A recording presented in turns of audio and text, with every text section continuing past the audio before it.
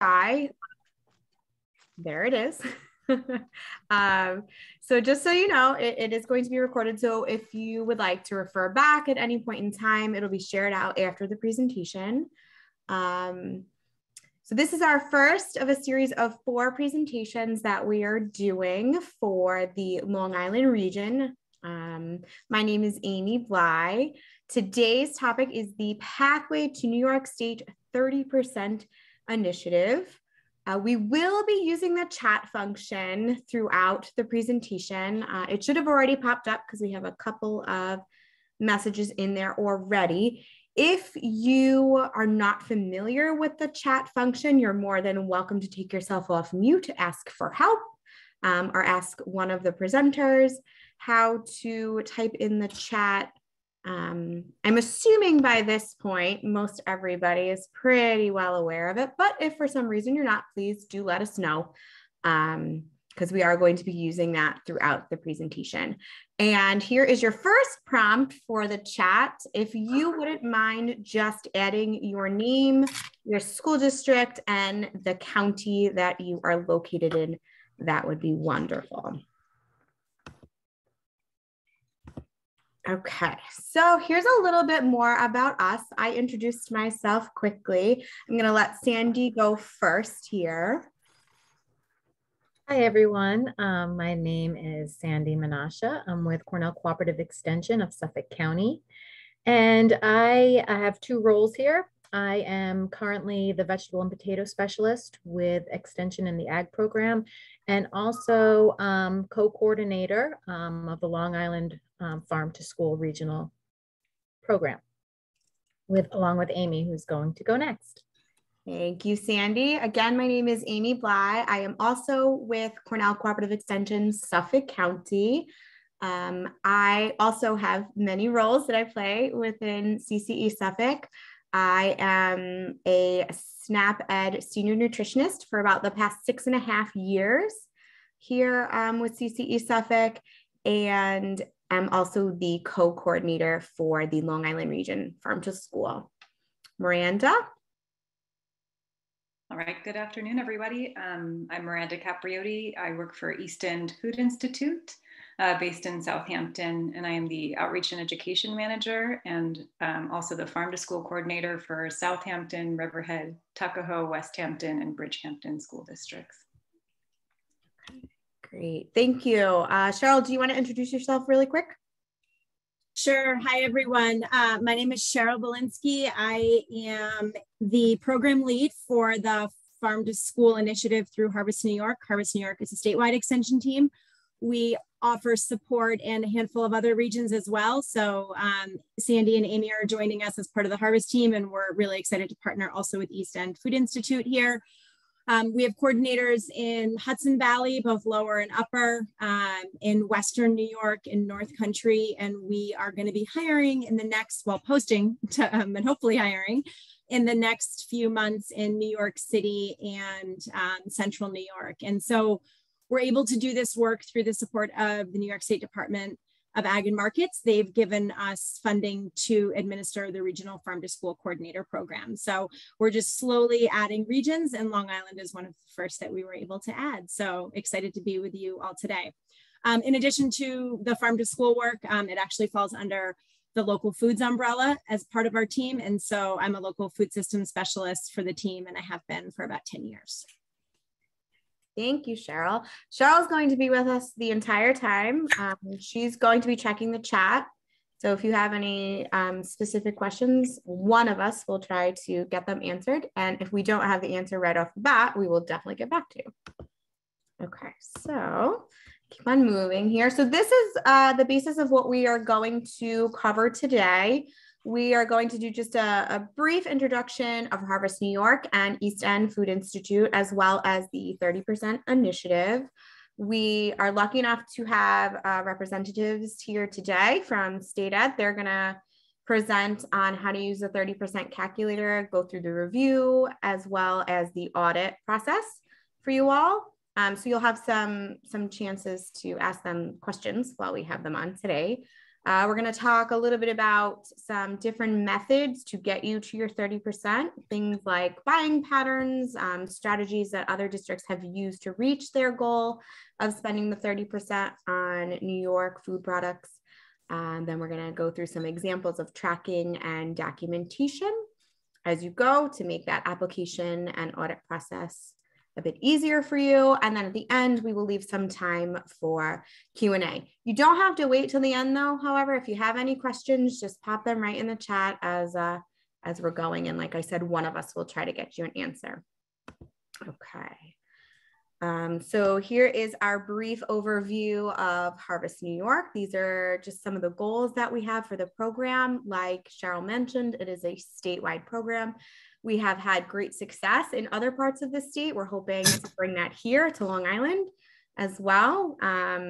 So really what we are trying to do, what we aim to do for you all is to provide direct support with food products, procurement, developing resources, offering trainings. This is the first of hopefully some more trainings that we're able to offer you all here. Hopefully we'll be in person at some point. That would be great.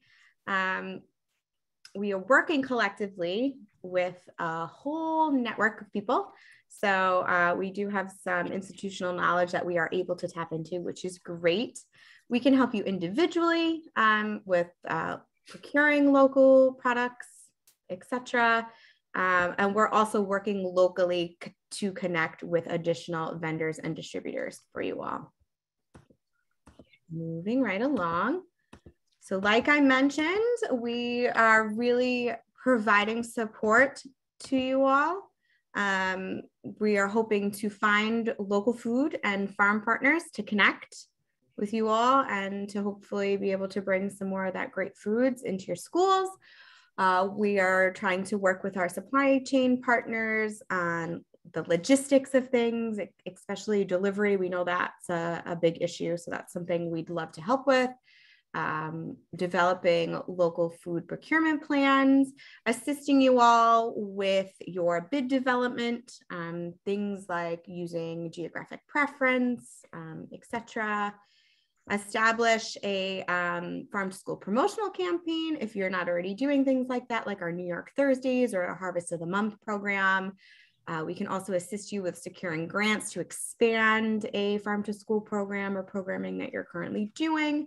And last but not least, support you in that tracking and documentation for the 30% requirement. Okay, Miranda, this is you. All right, thanks, Amy.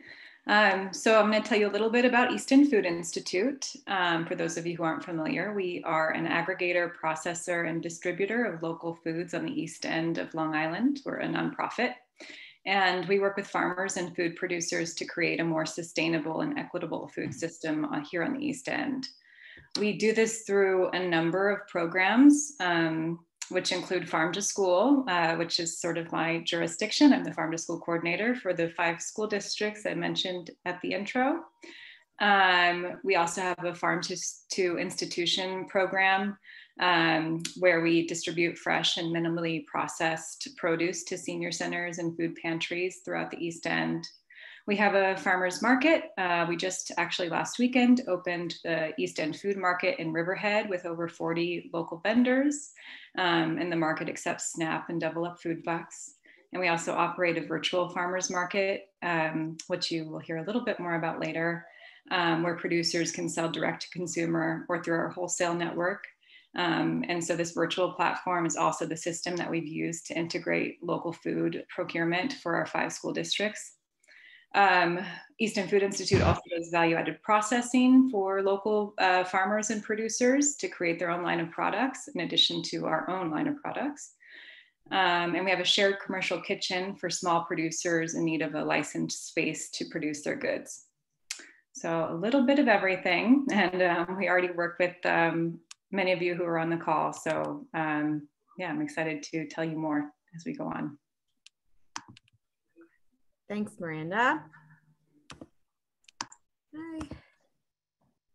So just a little bit of background on the 30% initiative. Back in 2018, our former governor, Andrew Cuomo, had launched the No Student Goes Hungry initiative. So FSAs, sorry, question or just no? I think someone was just off mute. Good, how are you doing? If everyone can just do me a big favor, unless you're asking a question, if we could stay on mute, that would be wonderful. Thank you. Okay, so yeah, so in 2018, that was launched, and the initiative is basically where if SFEs spend 30% of their total food costs for lunch on New York State food items, there was an increase in their meal reimbursement of 19 cents. So bringing that up to 25 cents a meal. Just real brief overview of the initiative itself. Okay, so there is a little bit of confusion sometimes about what a New York State food product is. Some people think that it includes any product that's been processed in New York. However, that's not typically true for this program. So we're talking things that are whole or minimally processed foods, and they have to be processed in New York. If they are processed in or out of the state, they have to have at least 51% of raw New York produce foods, product produce, the words are very similar. So I hope that made sense to everyone. If anyone still has existing confusion about the New York food product rule for this initiative, do please let us know in the chat. Amy, let me just chime in real quick. It's Cheryl. Okay. It doesn't have to be processed inside. It says inside or outside, but you said processed inside. And that is one thing that's been confusing in the past by distributors because there was previously another buy local campaign that did include items that were just processed in New York, but this one most importantly has that tie back to agriculture, so raw inputs. I just wanted to clarify that because the distributors, they themselves tend to be confused. And so there's been a lot of incorrect information going around about this. And yeah, so I'm sorry, I wanted to confirm that. It doesn't matter where it's processed. It has to be 51% New York grown by weight or volume. Thank you, Cheryl. I probably stumbled over that little tidbit. No, it's because every buy local campaign has looked a little different in the past, but this one is specifically to the source of agriculture. Okay, all right. So moving forward, this is just a graph that was taken from a study that was done of districts that have successfully applied for the 30% and have actually achieved it. So if you take a look at the map itself, there are a couple different color little dots on here. You can see it's representing two different school years. So school year 18-19, school year 19-20, and then the little green diamonds is actually where there were already, there's some support from farm to school coordinators already. So you can kind of see that the successful districts were kind of clustered around where there's already existing support. There were 49 districts that applied for the 2020-2021 school year. They're still under stated review, so they're not on this map yet. If you could take a look at the lower portion of the state, there's nothing there currently. But now Sandy and I and Miranda are all here to help. So hopefully we'll be able to add some dots to our region relatively soon. We did have a big barrier with the lack of access to New York dairy. So that was a big reason in the past. As you are most aware of, I would assume most of you are aware of, that this should be changing in the future. So hopefully, like I said, with our support and the change in dairy, we can add some dots to the Long Island region as well. We are going to talk a little bit more specifically about dairy later on. Okay. So here's one of those questions I'd like you to add some feedback in the chat. So how can we help you get to the 30%? So we'd really like to know specifically the items that you need help with So if you could just take a minute and dump some of that in the chat. We're going to collect the responses. We'll take a look at them later. These responses can also help us tailor additional trainings that we could offer in the future, as well as, you know, tailor individual support for what you guys specifically need. So I see some coming in. Okay, thank you. Keep them coming. We're very interested on your feedback, so.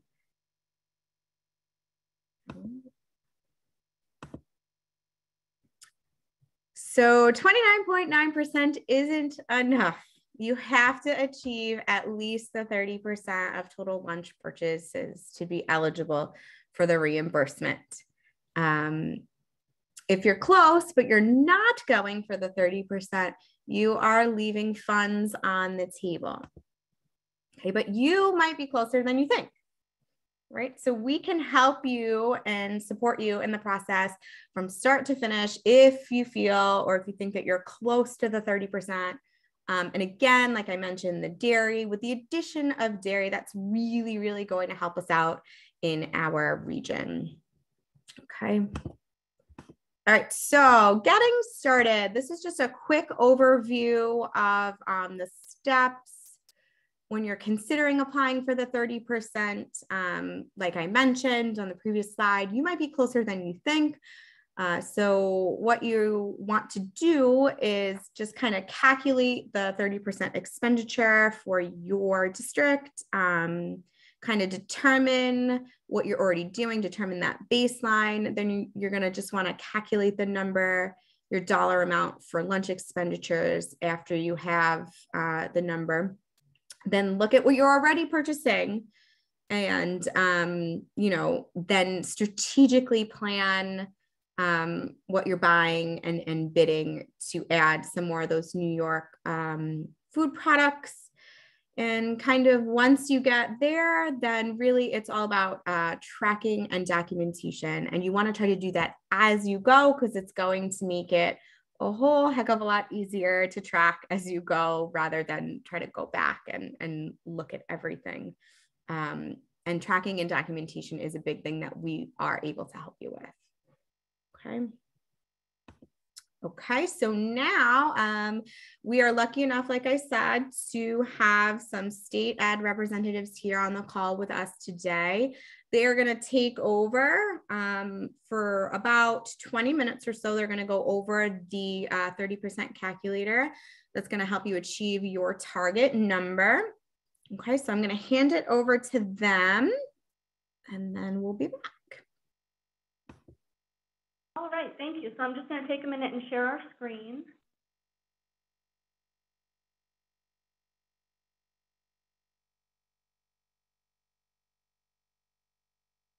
All right, so you should be able to see our PowerPoint.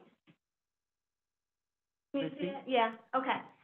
All right, so hi everyone, my name is Tara Webster, and I'm here today with Michelle Beaver. We both work at State Ed in the Child Nutrition Office. And we both lead special teams, and we're responsible for heading up the 30%. So we develop and update guidance.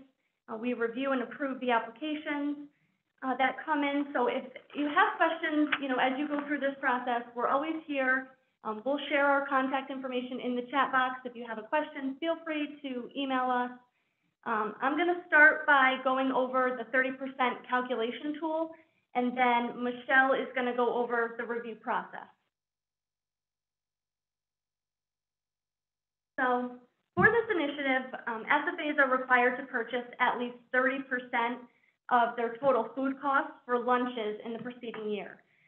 So because the initiative is based just on your purchases for lunch, this tool was developed, this calculation was developed to figure out what your lunch costs are. Because we know that schools are not, or most commonly are not, separating your breakfast costs from your lunch costs. So this calculation tool is an Excel document that you can use to plug your numbers in to get an idea of how much you have to spend in New York Foods to qualify for the initiative. So this calculation is the only calculation that you can use to determine what your 30% of your food costs are. So if you have any questions after we go over everything, again, just let us know. You can type it in the chat box or email, give us a call.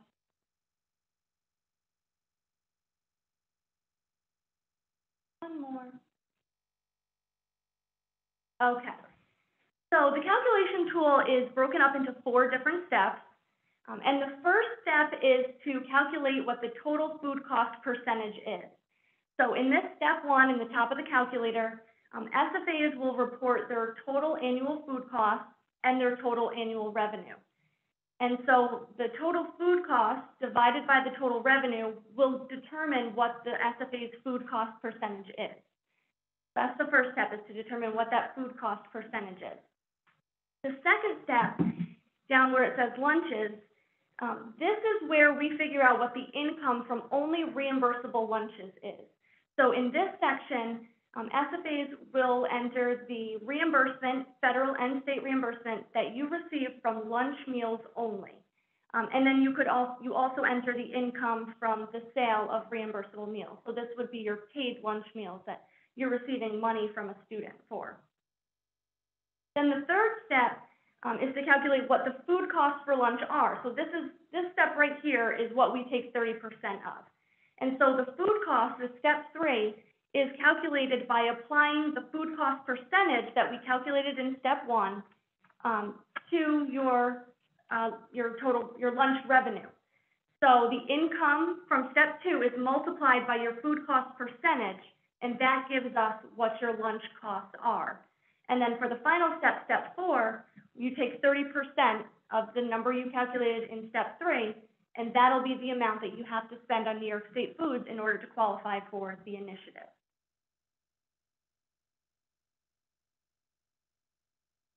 So now that we have gone through the calculation, we're going to talk just a little bit about what goes into each step. So up at the top there under step 1, where it's asking for total annual food costs, this is going to be the cost of all food that you purchase for all of your programs. So for breakfast, lunch, snack, for the seamless summer option if you're participating in that, summer food service program, your a la carte food, adult meals, catering, all the food that you purchase from July 1 to June 30th will go in that box, except for the value of your USDA commodity foods. So the commodity foods are provided to you by entitlement money at no cost to the SFA, and so they are not allowed to be included in that food cost box. For your federal and state reimbursement, this is the total amount of reimbursement that your SFA receives from all of the child nutrition programs that you participate in. So for lunch, breakfast, snack, summer food service program, and the milk program. And this is your total annual reimbursement. So it's the total amount you receive from July 1 to June 30th will go in that box. And we also, in our child nutrition management system, if you're set up as a user, you can access this information under the payments tab in CNMS. So you can go in and see, you can query by month, you can do a full year to figure out what that reimbursement amount is to be entered into this tool. For the total annual sales, this will be the amount of revenue you receive from the sale of all foods, including breakfast, lunch, snack, summer food, a la carte, adult meals. So it's the total amount that you receive for all of your sales. And then there's an other box, and this will include any other revenue that your SFA receives. So to the nonprofit food service account. We have some SFAs that receive BOCES aid to the school lunch account or a general fund transfer. All of that additional revenue would go in that other box. So then all of those boxes are added up to that total annual revenue for the entire year.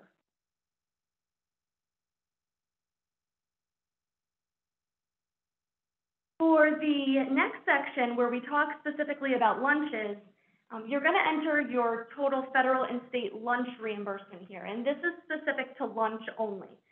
So again, in CNMS, you can query your payments based on the program. So you can specifically select lunch to figure out how much you were paid in that year for just reimbursable lunch meals. And so that's the amount that you're going to enter into this next section, school lunch reimbursement. The last figure that we have to enter is the reimbursable school lunch sales. So again, this would be any money that you're receiving for a paid reimbursable lunch from a paid student. This year, if your SFA is participating in the seamless summer option, you're not charging for meals. So this year, that amount will be zero. But in a traditional year where you're charging for paid meals, that's where you would put any money you receive from a student for a paid meal would go in that school lunch sales box. So then after all of those fields have been completed, step 4 automatically calculates, and then this is the amount that you have to spend in New York State food products to qualify for the initiative. So that's the calculation tool, a very quick, brief overview. But again, if you have any questions as you go to enter those numbers in, Michelle and I are always available to help you out or answer any questions you have. Okay, oh, sorry. That's okay. I'm going to just go over the review process and the document review. All SFAs wishing to receive the additional reimbursement should expect an off-site and/or on-site review of the documentation by us, just to ensure the integrity in the initiative. Due to the public health emergency this year, we're going to do all reviews off-site. It's expected that all SFAs applying for the initiative have supporting documentation available at the time their application is submitted.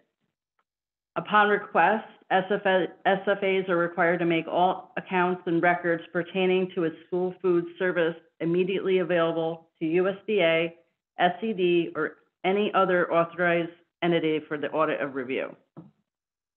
SED will review all SFAs that have applied for the initiative unless they were previously reviewed in the last 2 years. When SFAs apply, they'll send some documentation to us for a preliminary review. During the review, SED will request supporting documentation for the 30% initiative and will provide guidance and technical assistance throughout the review process. The documentation that will be requested for the preliminary review may include the list of New York State items, food invoices, New York State documentation for each item, a sample of production records, process on how the SFA separated out breakfast costs, including backup documentation, documentation of revenue and expenses, and list of New York State, New York products purchased for the initiative with a total dollar amount for each item. We also may ask for product formulation statements or New York State grown certified vendor information. And, okay. Once the SFA is approved, the SFA will be contacted to set up a review date where we're going to ask for more documentation for a more in-depth review. Some of the documentation we may ask for is the total annual food cost, total annual sales, CACFP reimbursement if applicable, total annual reimbursement school lunch sales, and total food costs for lunch for New York State. We may also ask for procurement documentation, including the solicitation, contracts, and price lists, purchase orders and invoices or receipts for New York State purchases. We may also ask for menus and a selection of production records for lunch, and any other documentation associated with the 30% initiative that we may need to validate the information submitted. So that's basically our, our review process. We know that it's a little confusing at first if you haven't been through this before, but we have let me just put up our information. We have an email that you can email us if you have any questions, or you can give us a call. Ask for anybody in the special teams. They can help you. Me and Tara can help you. We know it's confusing, so like I said, don't hesitate to contact us because we can kind of walk you through the process if you need it. And we know it's really confusing in the beginning, so we don't mind helping you. Thank you. I don't know if we have any questions yet. Thank you both.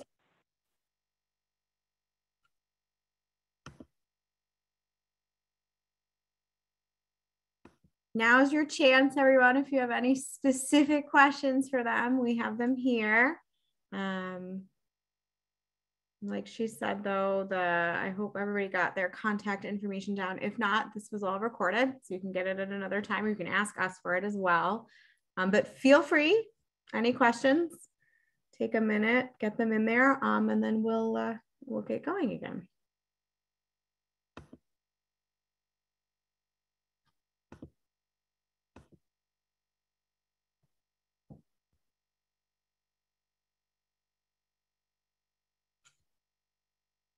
Okay, I don't see any questions in the chat yet.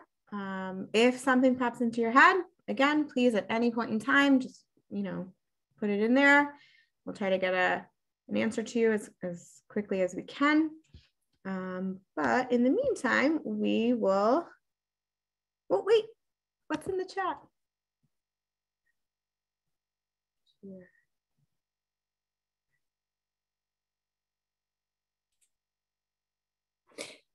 So Amy, the way I interpret this question, I think, is the 2-year review. So Tara and Michelle, can you just confirm the initial materials have to be submitted by all schools, right? So that cover sheet and the kind of that first pass, but that full scale review is only done if a school hasn't been reviewed in the past 2 years. So it's a 2-step process.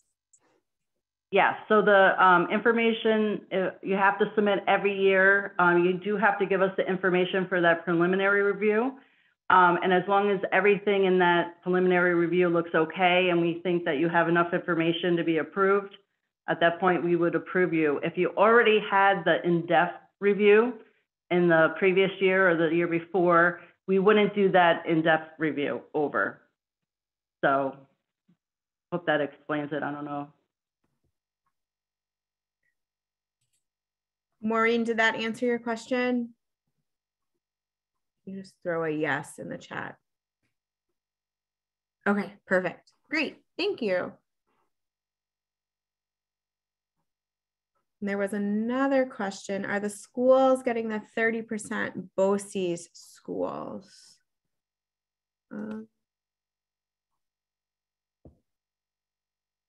Maybe clarify that just a bit. There have been, there's been a few successful BOCES. There's been 3 so far. So Broome Tioga BOCES, which has 15 component schools, GST BOCES, which has 20, and then Oneida Herkimer Madison, which is 1 SFA, but I think they have 15 schools, but they serve as the SFA for all of them. So I don't know if that answers that question at all, but that is the BOCES so far that we've seen 30% success from. And then we have a question about our milk. Here we go. Oh, we have some more questions. Good. Okay, so the milk question is, we haven't yet received a document certifying that our milk is from New York State. This is something we will need, correct? Or because our milk is purchased through OGS, is that sufficient? Reagan, I can answer that. There is a team of folks working on the milk documentation right now for Creamaland.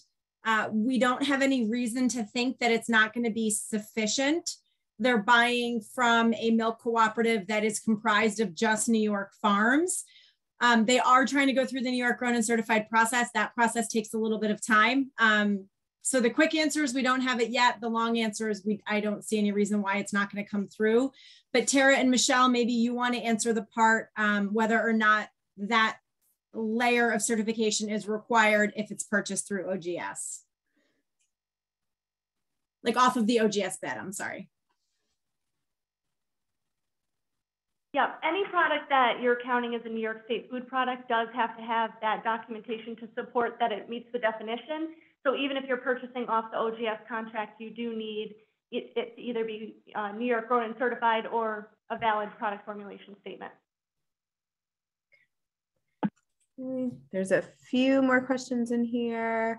Do you or have you seen more challenges in reaching the 30% for FSAs using FSMC? Food Service Management Company. We haven't seen any successful yet, Sharon. I think that came from you. There just haven't been any that have applied. Kind of candidly, we've tried working with a few schools. I think it adds a few more layers of complication working through a food service management company, but none have applied to date. Okay, we have a couple more things in here. On the 30% calculation tool, we are using the previous year's numbers for food costs, etc. Correct. When do we apply for the 30%? What is the deadline each year? Okay. So yes, you are using the previous years, and oh, go ahead, Michelle. You can go ahead. Sorry, I thought that was for us. Yes, you're going to be using the previous year's numbers for the food costs and to put that information in. And as far as applying for the 30%, August 15th each year, the applications have to be in. And then once we get all those applications in, we will probably be reaching out to you to either get more information or to ask questions on our team before we approve them. Okay. All right, great. Thank you, everyone. Ooh, is there something else in there? Oh, just a thanks. Okay. I get kind of excited when I think there's more questions. Anyway, all right, great. Thank you guys. I'm excited you actually did ask some of your questions. That's wonderful. All right, so just a big thank you again. We'll get going. Okay.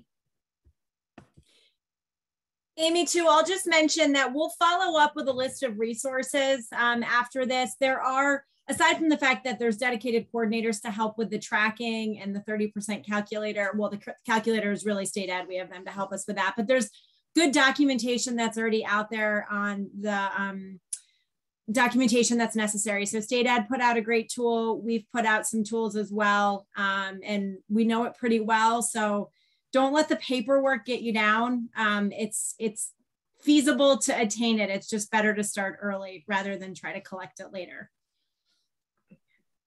But we'll send those links out. Thanks, Cheryl. Okay, so these are just some key takeaways from successful FSEs from the first couple of years. You guys can take a look. Dairy and apple purchases were 2/3 of all of the New York food product expenditures.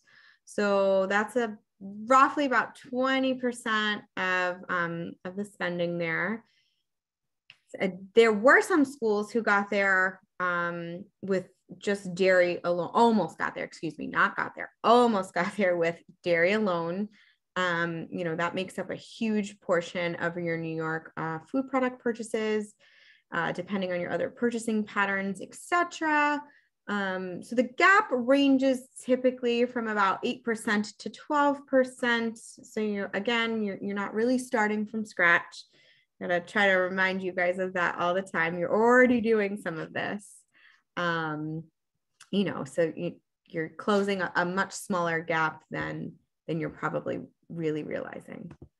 Okay, so this slide just shows us 4 different ways, unique pathways that individual FSAs took to achieve the 30%.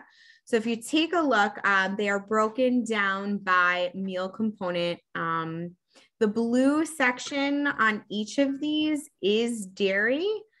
The blue section on each of these is dairy. And repeating myself, that's interesting. So yeah, if you take a look, the dairy in each of them is very high. And again, this is just to let you all know that there's no one size fits all approach. You can mix and match components, whatever's going to work best for, you know, how you menu, what you have access to, etc. So if you take a look at the second example, that one was high protein. The protein options are typically a little bit more expensive to begin with. So there's our second example. The third example, again, it's a lot of dairy. And then our last example there is high produce, high fruits and vegetables. I did glaze over number 1, sorry. The first example was high in fruit. But again, like we've mentioned multiple times about dairy, the only thing that all 4 of these had in common was that they were all high in New York State dairy purchases. Okay. Okay, so Miranda, you are up. All right, thank you, Amy. Hi again, everybody. So I'm going to use my time to review New York State products and specifically what's available on Long Island to assist you with procurement and how you can integrate these foods into your menus. So this information is constantly changing and you all are the experts on purchasing food products. So I will definitely be deferring to you to share some more information on where you're sourcing your food, which will help us have a better picture of what procurement looks like on Long Island. So first, we will look at this overview of total food purchases by schools who have achieved the 30%. We've broken it down by category because it illustrates the dramatic range of purchases and the multiple pathways to making it to 30%, as Amy was saying in the previous slide. The middle column here, which is circled, shows the range of what was spent broken down by meal component.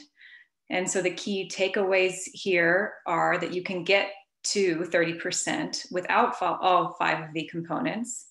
Some of the SFAs that this data is from spent as much as 80% of their total New York State food product expenditures on dairy, but some spent less than 30%. And this range is repeated in all the categories. So fruit can be anywhere from 0 to 30%. Vegetables is typically around 1 to 30%, and then a small amount of grains up to 2% because not as much is available in New York State. Next slide, please. These are the most frequently purchased items across all SFAs that achieved 30%. Again, we will say this again, milk is the largest expense, but some of these may be potentially easy substitutions for you to make, or maybe just have them become a monthly feature of a New York State item on your menu through programs like Harvest of the Month or New York Thursdays or any other local food celebration. If you recall on the previous slide, fruit accounted for an average of about 18% of total New York food purchases. And the grape and apple products accounted for the majority of those fruit purchases. So that's demonstrated here because you see that milk is number 1, and then grape juice and apple is 2 and 3. Lastly, I'll just point out that 2 animal-based protein items are on the top 10 list here. And they're both beef products. And we will talk a little bit more about this later on, about incorporating New York State protein into your menus. Some of these food items you may have on your menu already, and we can help you find ways to switch them out for a New York State product if it's available and if it's feasible for your school food service model. Next slide. Okay, taking a look at procurement methods. The key takeaway here is that there are many tools available to you to help you achieve the 30%.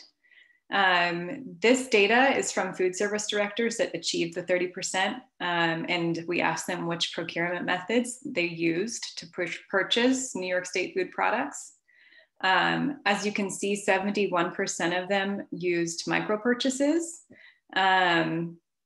And they said that that was the most helpful tool to them. So that's like small scale purchases from your area farms. Just over 50% use geographic preference in their bid language. And if that's not something that you are entirely familiar with, we will have a training on that in the coming weeks. So be sure to look out for that if you haven't already registered. And then let's see. 47% aggregated their orders with other SFAs to take advantage of order minimums or lower prices when you're buying in quantity. But what the most important thing to remember here is that almost all used more than one of these methods to achieve the 30%. So try to use as many as you can to help with your purchasing. Don't rely on just one of them. Next slide. All right, so kind of step one in this process is determining your baseline. So once you've, well, kind of step two, I guess, once you've established your 30% goal or dollar amount, you need to see how close you are and decide how to move forward. So what you're going to do is you add up how much you spend currently on New York State products. And for, well, this is tricky. I was going to say it's a good idea to start with dairy, but since New York, Long Island dairy is not a sure thing yet, start with the product that you know is purchased in high quantity of New York State. And then once you've determined your big ticket New York State items, start creating a plan to see what else you need to get to 30%. Next slide.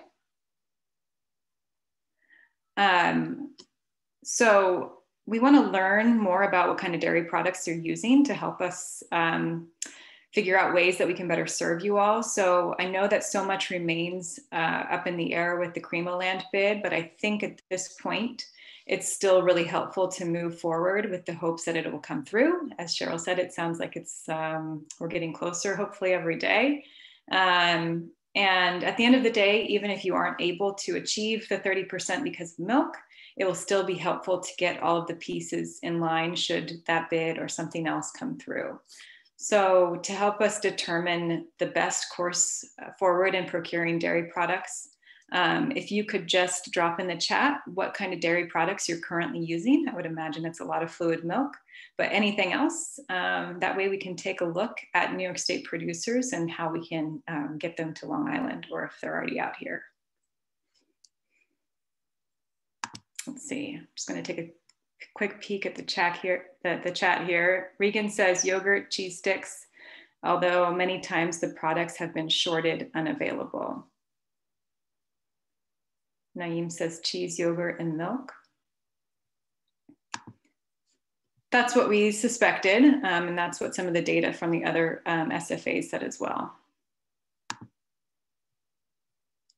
And Naeem says, yes, same to shortages. Can I ask a question, Miranda? I'm wondering, I put it in chat, but do you think there are COVID supply chain shortages, or has this just been going on pre-COVID? I'm just curious.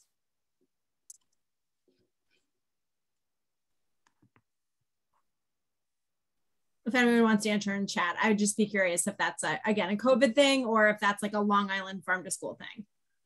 Good question.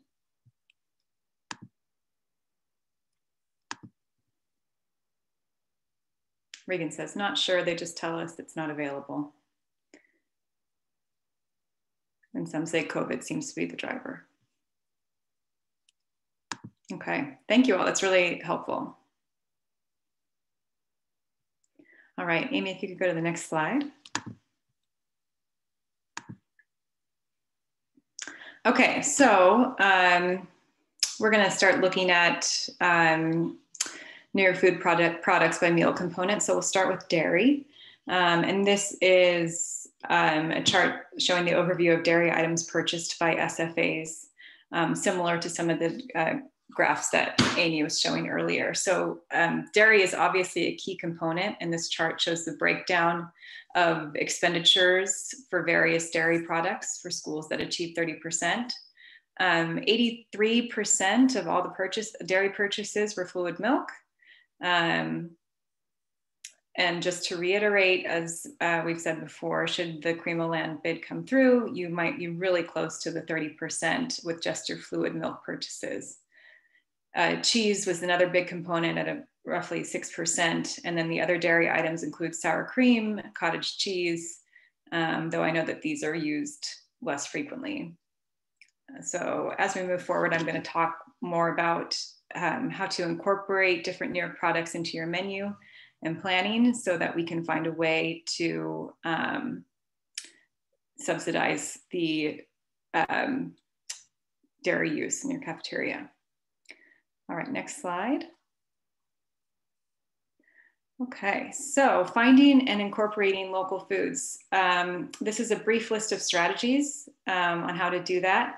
And we're going to dive a little deeper into each of them over the next few slides. So the first one being the Cornell's 30% database, which I highly recommend that you use as a reference or guide when searching for New York State products. Sandy's going to dive into that a little deeper on the next slide, so I won't say too much on it right now. Product substitutions is another important method, which is fairly straightforward, like substituting your apples that you're serving with New York State apples. New York State apples you can typically get year round, so if you're not already doing this, that's a really easy substitution that you can make. You can incorporate high cost items as a feature instead of a regularly served item. So we touched on this a little bit earlier, but just highlighting it as a New York Thursday item or a local food celebration rather than having it on your menu every day. Then blending commodity foods with New York foods. This trick really comes in handy for managing costs for high price items like protein or grain products. So we'll talk a little bit more about this, but you can mix your commodity foods with New York foods to make like a meatball or something like that. So let's see, on this next slide here, I'm going to pass it to Sandy because she is going to explain Cornell's 30% database. So take it away, Sandy. Okay, thank you, Miranda. So this here is the 30% New York eligible database. It was developed by Harvest New York. This is just a screenshot of it. Cheryl just dropped the link to that database in the chat. So if you are not familiar with it, I suggest maybe after this call to maybe click on the link and go through it. It really has some great information on there that folks have worked hard to put together, and it's still in development. So with this 30% database, you can search by product, you can search by vendor, by region, or food component. So let's say you are looking at a specific vendor to see what kind of New York products they carry. You can do that through this database. Also, everything in this database has the documentation you'll need to submit to state ed to support that it is a New York product. So you're either going to have those product formulation statements that are required, or you're going to have the New York State Grown and Certified certificate accompanying that specific product in this database. Like I said, we're really working to add more products that are locally available. So if you know of a New York State product that is not on here and want to add it, let us know. And Miranda, Amy, and I are going to be working behind the scenes with a lot of the local vendors and distributors that Long Island schools are currently using to see how we can bulk up the Long Island component of this database. Right now, it is fairly weak because of we haven't had coordinators here in the region before, and you know, technically the 30% was really out of our reach because we didn't have New York State milk. So now that those two components are in place, we can hopefully really bulk up this database for you guys. Okay, Miranda. All right, thanks, Sandy. Okay, we're going to take a quick look at some other methods you can use to incorporate local food purchases by taking a closer look at the various meal components. So these are some easy substitutions you can make with components you regularly use. And remember, these substitutions do not have to be permanent menu changes, but maybe something that you feature once a month. Or for a local food celebration. So it's important to note also that the products listed here offered by these vendors are New York State, but be sure to check with the vendors to make sure that the product that you are sourcing is a New York State product, because not everything in their product line may qualify. So for some examples, cheese, Great Lakes Cheese Company, Cabot, and Upstate Farms all offer New York State cheeses. For beans, Genesee Valley has a dry bean, not a canned bean, but a dry one. And I think we're still working on distribution to Long Island with that product, if I'm not mistaken. Applesauce, Mott's, and Zzz's both have New York State applesauce. For juice, you can find a New York State grape juice through Welch's. And produce, pretty unlimited here. We grow a lot of produce on Long Island, so you can find any fresh or minimally processed produce. And we definitely recommend that you try to incorporate the fresh produce in the beginning of the beginning and the ending of the school year during the growing seasons. So if you're able to, try to purchase fresh at the beginning and end of school year. The key here is to use your budget on these higher cost local sources and saving your pilot and DoD money for the winter when it's harder to source locally grown fresh produce. Next slide. All right, taking a look at New York State dairy, since that's usually the biggest ticket item, these are some vendors that supply New York State dairy. And please, if you know of any more, just feel free to drop it in the chat. This would be great for, you know, to help us kind of build a better picture of what's happening on Long Island. So for fluid milk, we have Hudson Valley Fresh and hopefully Creamaland. We recently did a tasting of Hudson Valley Fresh at Southampton Elementary School, and they are interested in exploring the feature model with some interested school districts, because they are not able to fulfill the full OGS bid. But if there's a way that you can feature them on your menus, they would definitely be interested in looking into that. There's also Midland. So for yogurt, we have Chobani, Upstate, and Hudson Valley Fresh again has a yogurt. Cheese, Great Lakes, Cabot, Upstate, Catapano, and Mecox Bay. Sour cream, Upstate and Hudson Valley Fresh. And ice cream, we have Perry's.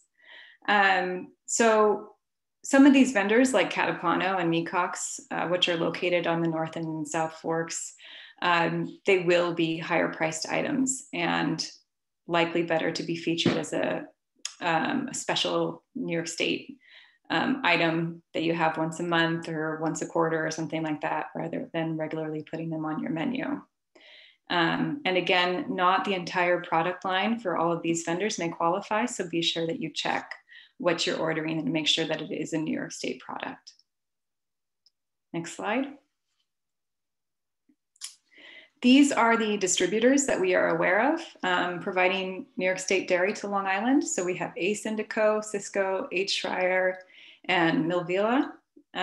If you know of any others, please drop them in the chat now, because again, just helps us find out where the milk is coming from.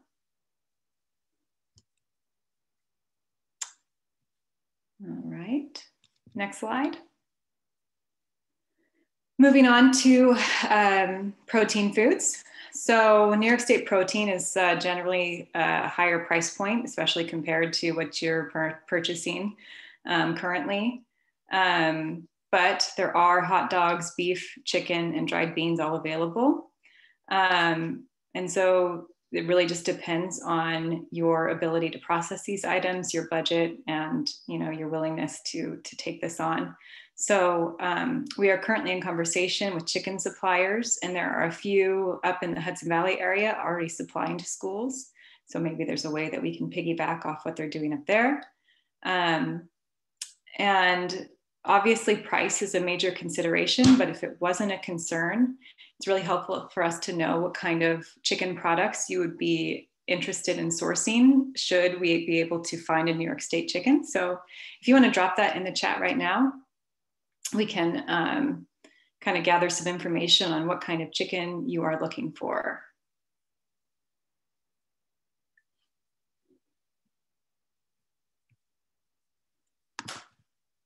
Yeah, like whole, raw pieces, pre-cooked.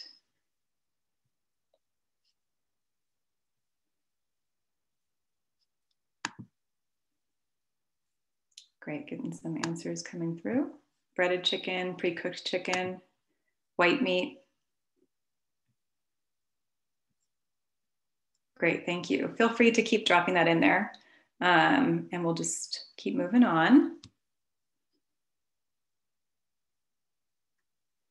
Next slide, Amy.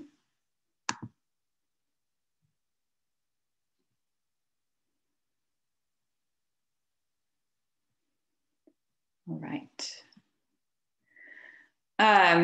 Because protein always comes at a higher price point, or at least typically does, especially compared to $0 for commodity proteins. This is an average price per pound for New York State protein foods, like burger patties, hot dogs, ground beef, chicken products, tofu, and beans.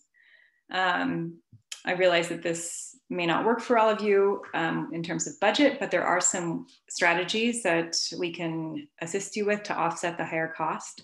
So again, I've said this so many times, but I'll say it again, using it as a feature. And work with your farm to school coordinator or Cornell Extension or other key stakeholders to come to your school that day to promote it. If you can rope in some teachers to do some promotion in the classroom too, that's even better. Just anything to get the kids to try it. And then you can also combine with commodity foods to manage the overall price. So I mentioned this earlier, but if you have ground beef, for example, you can use your slate ground beef from New York State and blend it with a little less than half of your commodity ground beef to make a New York State menu item. So that might be something to consider if you're looking for a way of adding a New York State protein to your menu. Next slide. To the best of our knowledge, right now the OGS Downstate Warehouse via Slate Foods is the only distributor of beef products on Long Island. If you know of any other protein distributors, please feel free to drop them in the chat.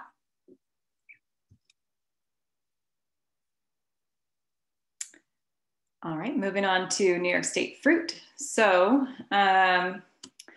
there is juice, apples, and applesauce, all widely available year-round. And this is a good opportunity to use your small or micro purchase powers here to get these local New York State fruit products.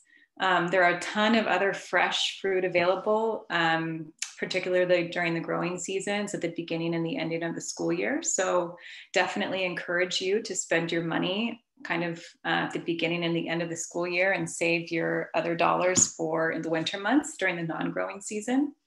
There are New York State juices available, as I mentioned earlier, Welch's, and then Red Jacket also makes one too, which is a little bit more expensive. Mott's and Zzz's both make a New York State applesauce. And I think that's it here. Next slide. Okay. For New York State distribution, we have Jerry Schulman, and I think Diane Schulman's on the call right now, so thank you for joining us. Cisco, Baldor, and I've also included East End Food Institute here. We operate similar to a food hub and aggregate local produce, which we then make available via a wholesale catalog on our online farmers market.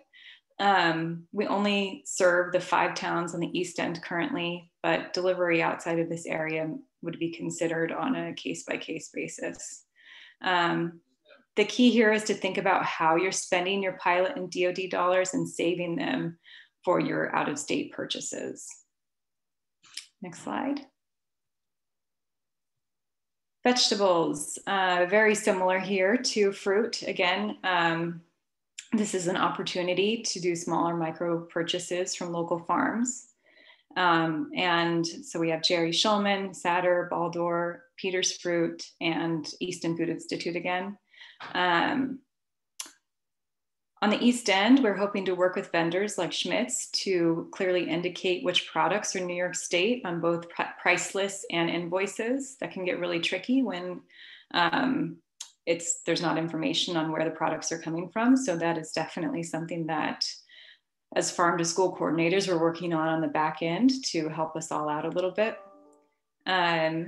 And then I believe a survey was sent out to you all, and from the results, Millvilla, ACE, and H. Schreier are also ones that many of you use, but it's not clear which of their products are New York State, so that's something that we are investigating as well.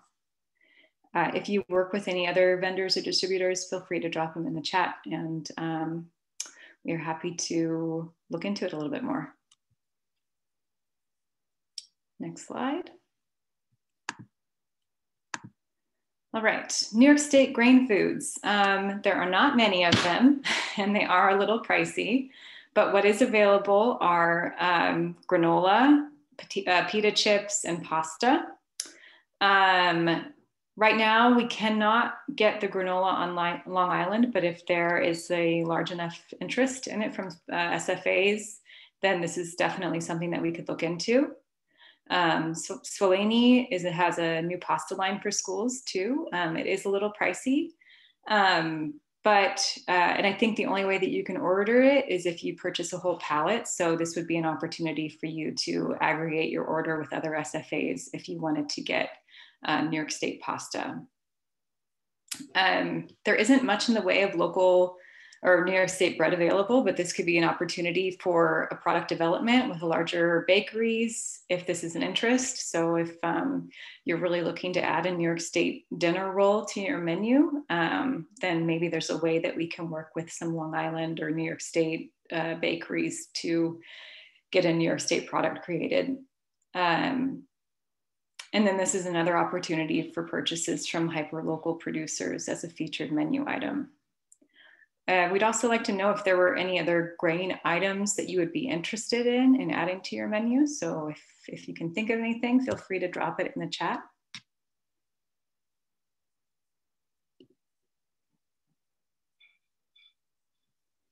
All right, and I think this about covers our dive into the meal components. I'm going to pass it to Sandy now to tell you a little bit more about New York State products and how to make them work for your menu and budget. Okay, thanks, Miranda. So now that you guys have an introduction to the list of products, vendors, distributors that are available to you, to successfully incorporate local and New York product, you'll need to be very intentional about your planning, and you'll likely need to make some changes. Try to plan your purchases around New York State foods. Plan your USDA orders around breakfast. Use small purchases and micro purchases that we talked about. You're going to have to change how things are bid. These tools are there to really help you procure more local food. So take advantages of the small purchase and micro purchase options. And also incorporating some geographic preference language in bids to kind of help procure more local products is another option. We talked about aggregating and organizing cooperative bids to bring costs down. So that's another tool that school districts can use to kind of help bid and buy strategically to get more local product into their school. Okay, Amy, next slide.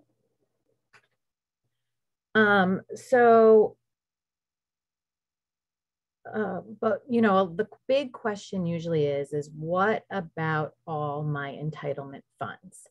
60% of FSDs changed how they use their entitlement in order to procure more local products.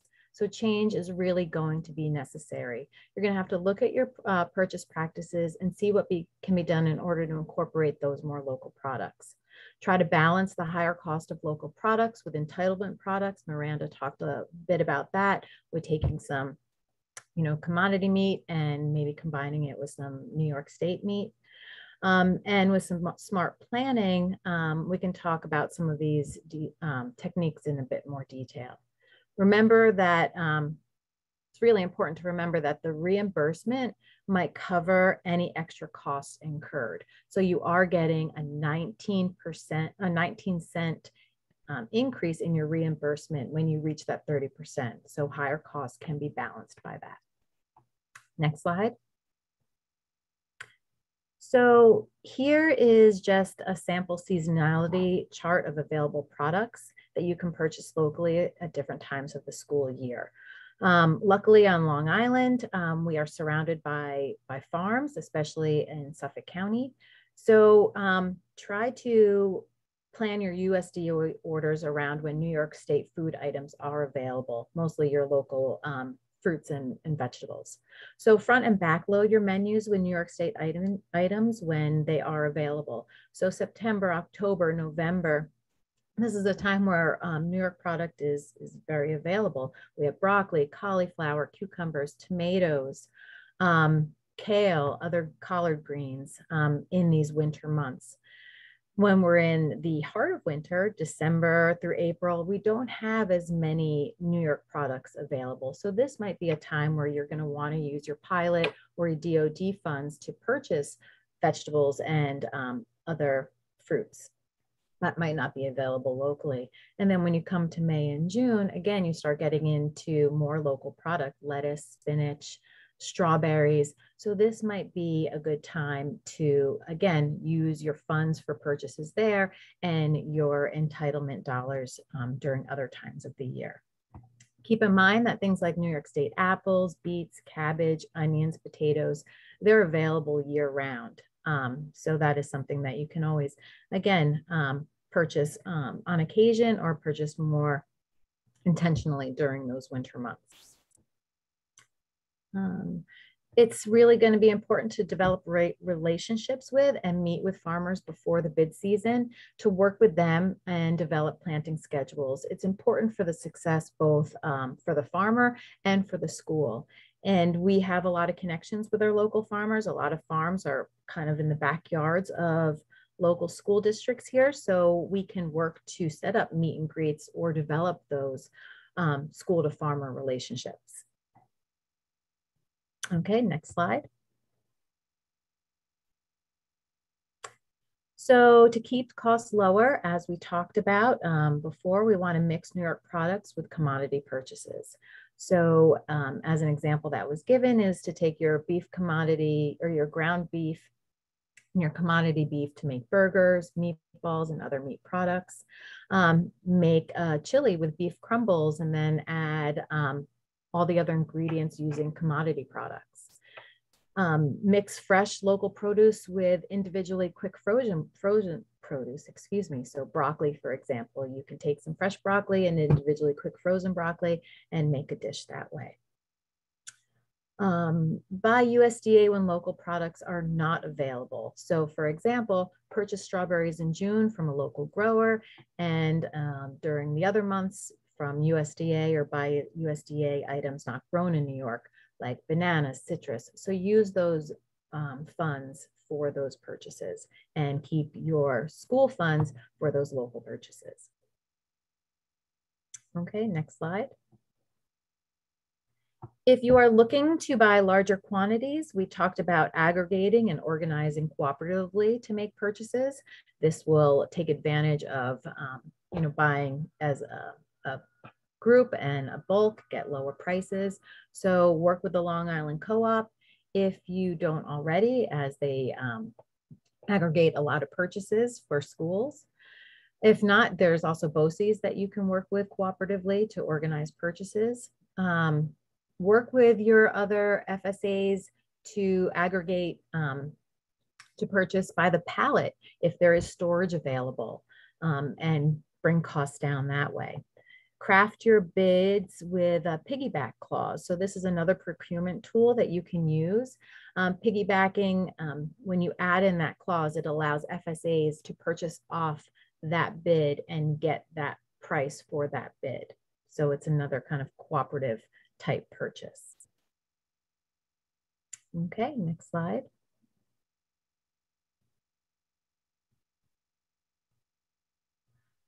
So this is just a plug for our geographic preference workshop that we're going to be hosting December 14th from 1 to 2:30. So if you have not signed up for that, we encourage you guys to do so. We'll cover how to use the specific method in that training. And pretty much geographic preference, it allows for a point system to be put in place on bids, giving points to certain language of, delivering food within 1 day of harvest, things that could give your local vendors, local farmers, a kind of a leg up when they can't really meet the low cost qualification that we're mostly looking for. Okay, next slide. So we don't plan to fail, but we fail to plan. So being prepared and being on top of record keeping is going to be the key to success with this program. Documentation, record keeping, all of that is always so overwhelming, but really if you start tracking from day one, it's going to be a less onerous process. So applications are due in August, as Michelle and Tara mentioned. So start accumulating, tracking your purchases and sales from day one. Keep a folder, as they mentioned, to have all that supporting documentation on hand. Print them out, keep them in a folder, put them on your computer. Keep supporting documents on hand using the 30% database. They have the produce formulation statements that you're looking for to ensure that any processed product is 51% by weight, volume, or actual product is New York State. And then you can also have the New York State grown and certified certificates on hand. So use that 30% database to get those. Enlist me, Amy, or Miranda to assist with any sort of documentation and paperwork that may be needed. We're here to help. We want to make this process easy. We want to take the frustration and overwhelming feeling away as much as possible. So lean on us for help if you need it. Cheryl mentioned earlier that there's some great documents already in place on what you may need to document to reach the 30% initiative. So maybe we can throw in the chat the link to the Harvest New York guidance document on the required documentation that you may need. So there are some things online that can help with this process. Okay, next slide. Okay, so when you submit the application, there has to be the paper trail to show that your products were grown in New York State. If it's unprocessed, that's pretty easy. You can get that information from your distributor or for your farmer invoice.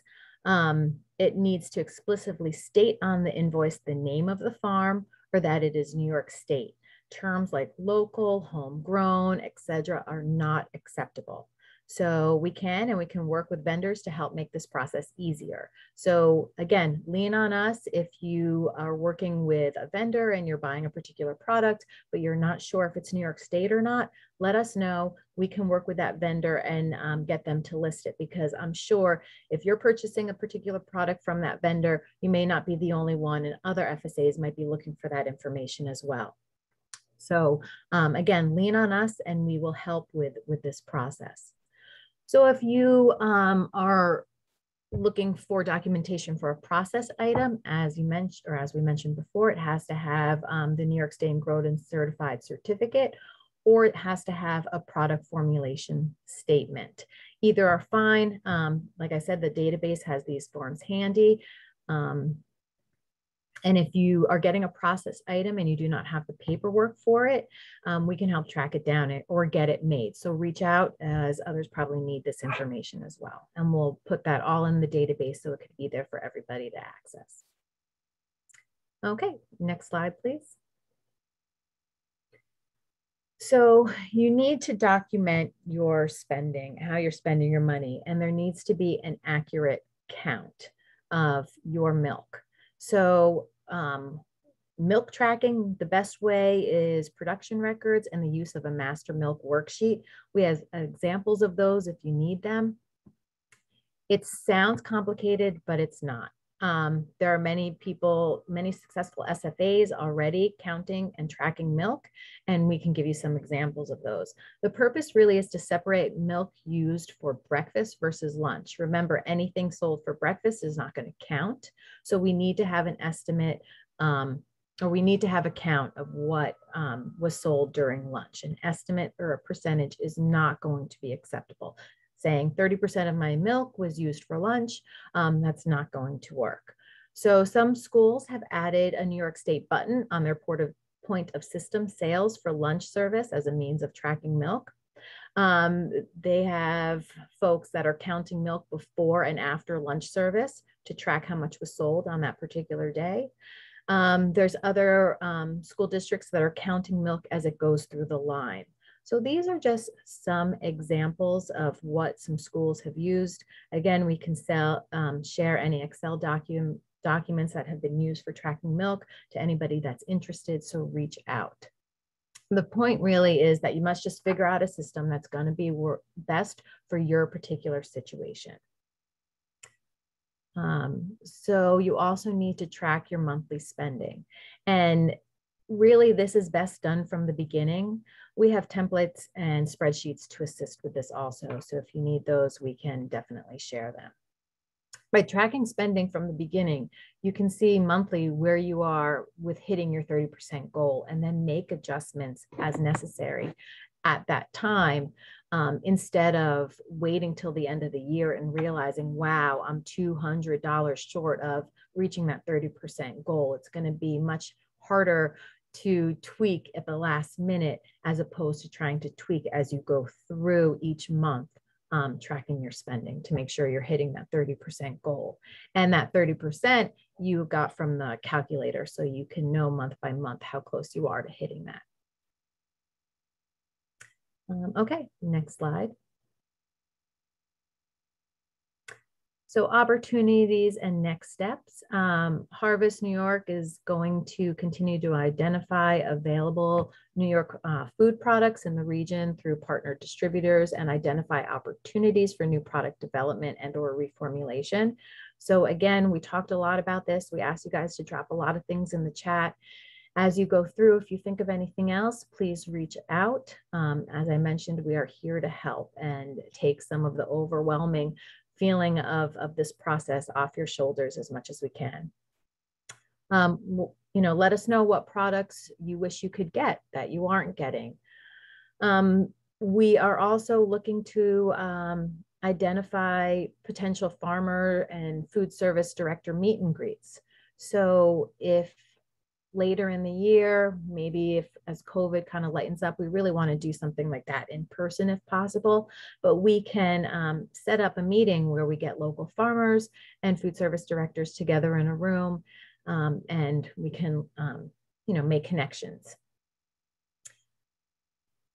Intentional production planning with farmers prior to bid development and or menu planning. So this is another thing we can help with. Set up a roundtable discussion of talking to the growers. What products do you need? What products are you looking to get to source local and fresh?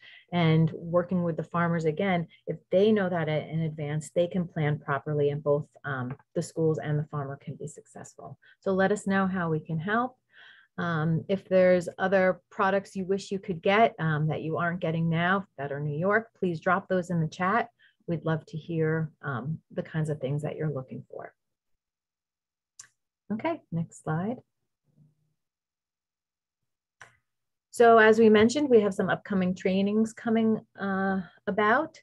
The next training is going to be increasing local procurement, and that is on December 7th. Wait, let me just double check to make sure that I have the date right, because after December 2nd, excuse me. Nope, December 7th, I was correct. So December 7th from 1 to 2 o'clock is going to be increasing local procurement. It's going to be very similar to this training. So if you attended this training, really, there's no need to attend the increasing local procurement unless you really want to. The same material is going to be covered. We have the geographic preference on November 14th, and then we have the local harvest celebration presentation or workshop on November 16th. So those are some that we have planned. We're looking forward to putting together any other upcoming trainings that anybody might find useful. So again, please reach out if you have any ideas on what you want more information on, and we'll be happy to put together a training on that. We also offer one-on-one consulting sessions. So reach out to Amy, Miranda, or myself if you're looking for more information. You want us to go through your menu, help find substitutions, think about featuring a protein, and talk about how to procure those things, both from the bidding side and, you know, from the available products sold by vendors. So please reach out to us. We're here to help. We want to help. We're excited to help. Amy, Miranda, and I are pretty new to this role, and we're really excited to get started, especially in this new time where the 30% initiative is more attainable for Long Island now that we can get New York milk. So Sandy, real quick, sorry, you said November. November flew off our calendars. They're December. December, The I'm sorry. So I'm like, wait a minute, what month are we in? Yeah. So December 7th, December 14th, and December 16th are the next workshops. And it's going to be the increasing local procurement, geographic preference, and then local food celebrations, respectively. We will, after this webinar, we'll send a follow-up email where you guys will get resources available to you. There'll be a list of those. You'll have a link to the recording. You will have, I'll send the links to the other webinars as well. So that's kind of it from our end. We'll open it now to questions if anybody has any at this time. Sandy, you have a good one from Reagan in here that I suspect others might be interested in. So I think we still have Michelle and Tara, at least it looks like we do. It says, I did divert some potatoes to New York State, but they became unavailable. But that leads me to my next question. Can we use direct diversion items for the New York State 30%? Michelle and Tara, if we still have you, do you want to answer that one officially? Hi, we're still on. I just wasn't sure, are the potatoes commodities? Is that what she's saying? And then she took those and diverted them? Reagan, feel free to go off mute too if you want to. Okay. And just ask the question. Yeah. Thank you so much. So I diverted part of my potato, you know, the commodity, to a company who had New York State potatoes available for French fries. I did get 1 or 2 shipments in this year, but then they became unavailable. But because that's a partial use of commodity money, does that not count? I assume you're talking about McCain's, right? The French fry? Yes. Yeah, so if it's a commodity, you can't use that because it's at no cost to you. Well, there is a cost. It's just a reduced cost because I diverted some potatoes to McCain's. Yeah, so you can't use the cost of the potatoes, but if there's any additional like processing fees or shipping, storage, or delivery fees, those can be included if the potatoes are New York State and you use them at lunch. It's just the cost of the actual potatoes wouldn't count. Right. Because you're getting those through commodity dollars.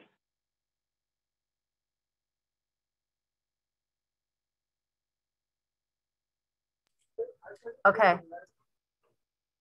Does that answer your question?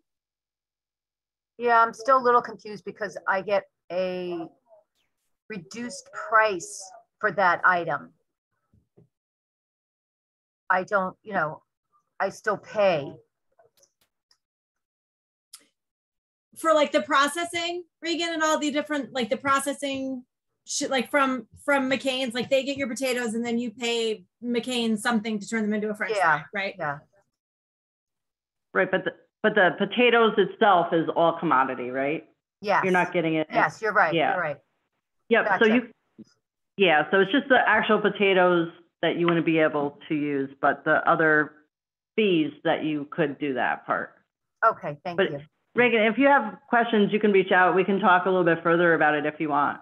Yes, I will. I definitely in the future. Thank you. Thank you. You're welcome. Yeah, and McCain's did let us know they discontinued that just due to a lack of demand. I suspect it had to do with the pandemic and folks just not serving up hot French fries, basically when they dropped that New York State line.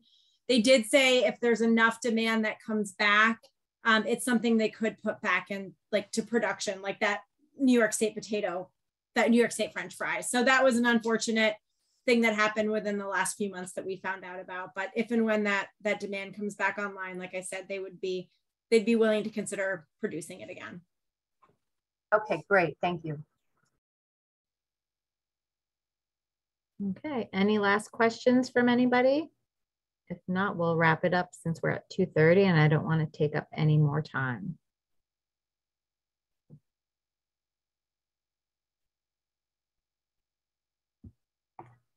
Okay, well, again, thank you everybody for joining us today. We really appreciate it.